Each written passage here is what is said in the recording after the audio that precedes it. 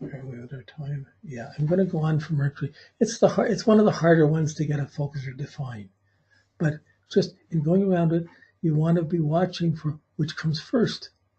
And when do you start defining things for yourself and growing up outside of it? Now it happens when you're 2 or 3 years old. It's still being defined for you. So the whole first cycle still isn't your decision. Your cycle started, but it may be 32 or 33 before you get your first conjunction of Saturn to Mercury, where you're having to think, I'm dissatisfied with this. I don't want to do this. I need to do something else. I have to think this. I have to improve my education. I have to fix something. Or maybe I have to take a job to deal with something else. Like Mercury's involved with so many different areas, inside and outside in our life.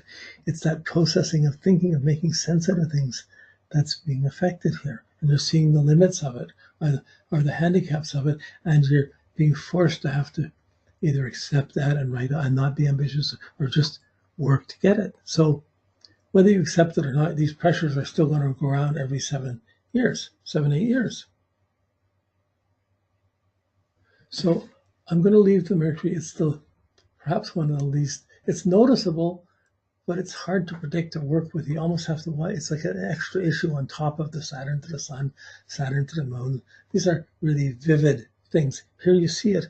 It's a specific challenge, but it's hard to, how do you know you're thinking, much less someone else is thinking, and on how many different levels? So there's a puzzle with this. But the challenge is there to improve, to make an effort, and to make commitments, Saturn, that put your plans in action over time. If I go back to school, if I start reading these books, I learn how to do this, it's going to make a difference in what I can do in a few years. So if you've been very effective with your plans and strategies and made these adjustments, kept adding new things, you can get tremendous accomplishments happening at these times. That's affirmative proof of this plan worked. But usually when you see it coming up, there's going to be some serious concern, some worry, it's not a humorous time. There's going to be this weight on the person's mind, on their intelligence, and challenges coming. And it's going to be affecting their social positions and their status, what they can do, what they can't do. You could see it just if you're in a marriage. You could see it just as the communication and the plans between the parents. It could be another kid coming in and you start thinking, oh, now what do I have to do? How do I think? How am I going to, but it's affecting the mental part, not the other parts. That's a secondary effect. First the thoughts, then the actions. So when you get in depressed thoughts, it's depressed actions.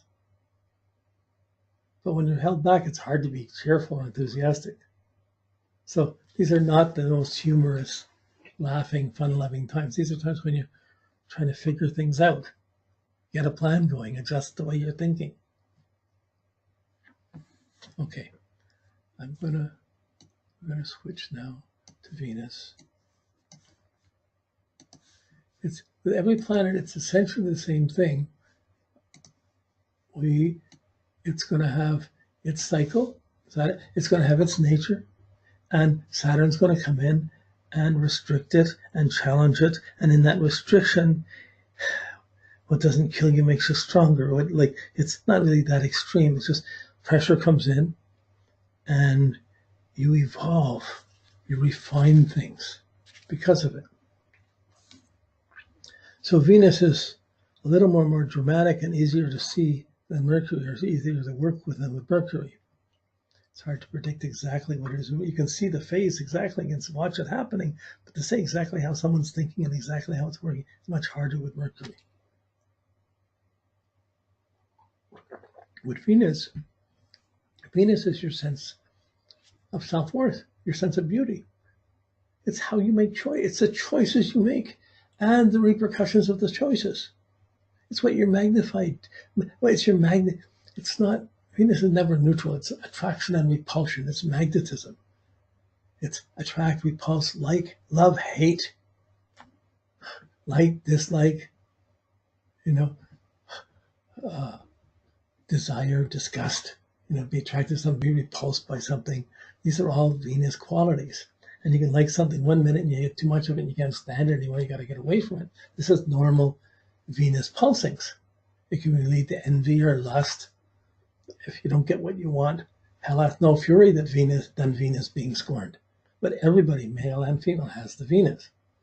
We get, oh boy, if you're not being liked, your mind isn't going to work right. If you want something incredible, your Venus is going to seduce your mind. And it seduces it, and years can go by doing certain things until Saturn comes along saying you can't keep doing that anymore. To Mercury. But Venus may not be on track. It may say, I still want to do this. I still want to go this way. I want to do this way. I want these things. I got to have this much money. I got to look beautiful. I got to get this. I've got to have these things. Or these people. My desires. I want what I want. That's Venus. So when Saturn comes up to hit Venus, you're not going to get what you want. It's going to be delayed. It's going to be spoiled. It's going to be serious. It's going to be limited or inhibited. So your sense of self-worth will be limited and inhibited. Your sense of liking yourself or being appreciated will be limited or restricted. The Saturn's hitting your natal Venus. You've got to go, before you even do the Saturn Venus, you've got to go take a little bit of time. It's not just hitting Venus, it's hitting Venus and the sign it's in, each of those categories, and the house it's in, each of those categories, and it's going to trigger off all the aspects that are made to it. So your Venus works in a certain way, and it's that Venus that's going to be affected by Saturn on some of those levels. Sometimes it may just be one category that's taking the pressure. Sometimes it may be a whole gamut that you can't see. You have to observe.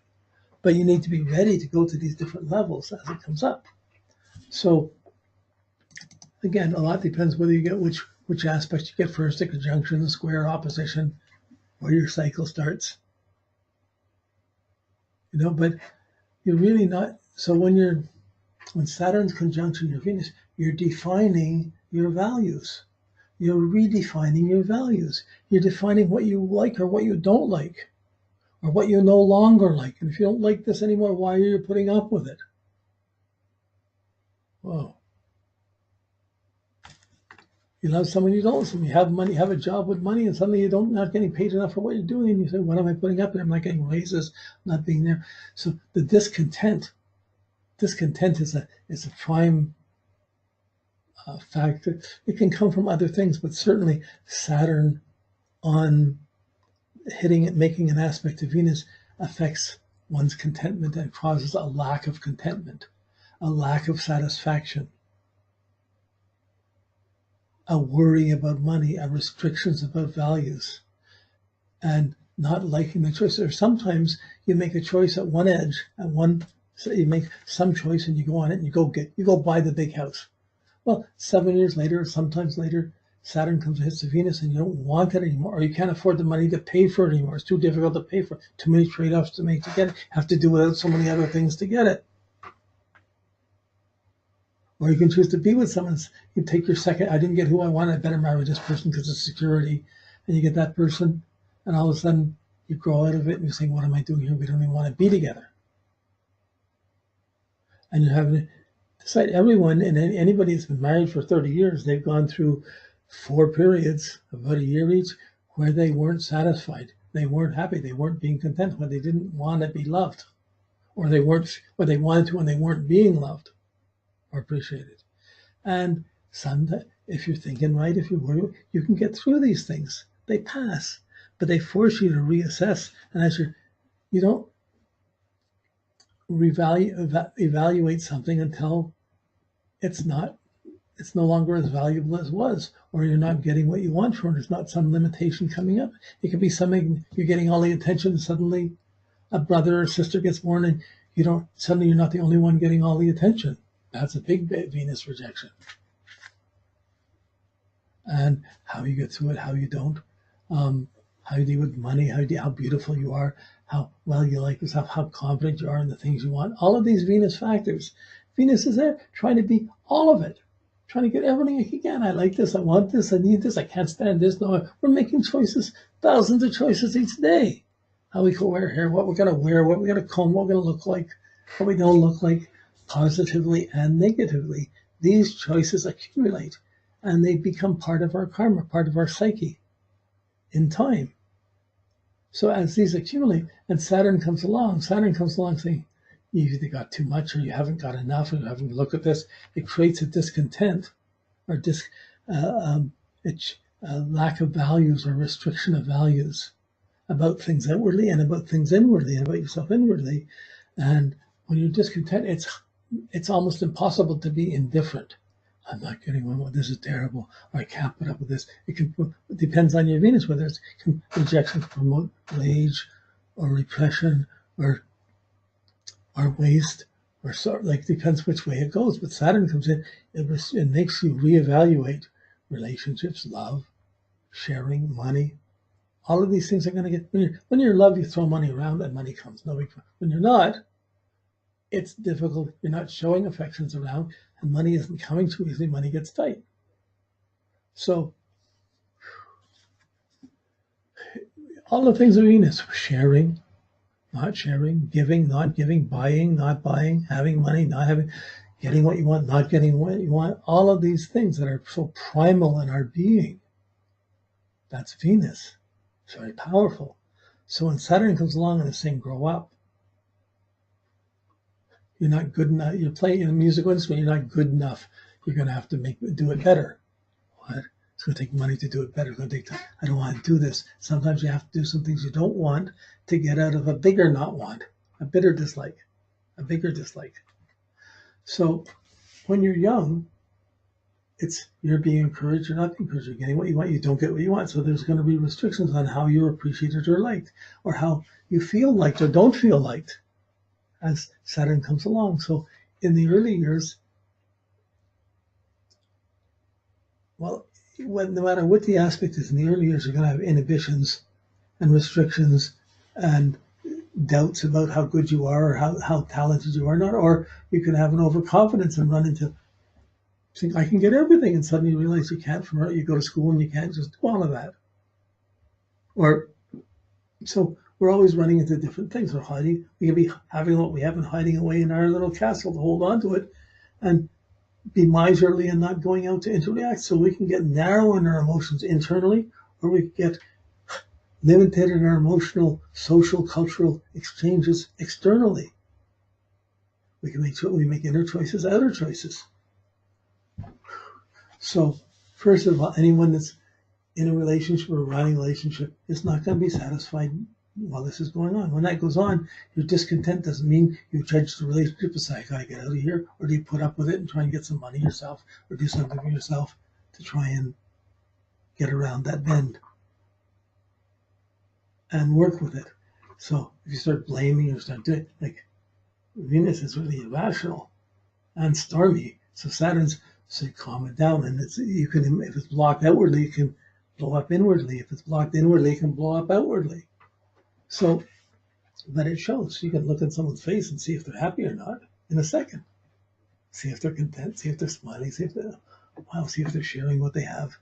Or if they're threatened by someone, can have everything. Just have a rich house, beautiful wife, beautiful, handsome husband, lots of money, and they're walking around serious and they're worried about something because something threatened their business or some pressure coming on. It's taking so much time to maintain it. These are Saturn influence. Every now and then, Saturn comes in and just checks this out. Every 7 years, Saturn's going to come along and say, are you content? Is this really what you want? Is this who you really are? Is this your values? How do you get out of this? How do you grow from here? How do you develop this better? How do you become more responsible about your choices? So if you made bad choices, and Saturn comes up to hit your Venus 6 or 7, you made a bad choice. You married a person you didn't love, but they had money. Boy, it's going to be hard to get through the next Saturn to Venus aspect, because you're not going to be happy from the choice you made. And if you took a B or C choice, you're not going to get the A choice again. Now, what do? It takes work to refine quality.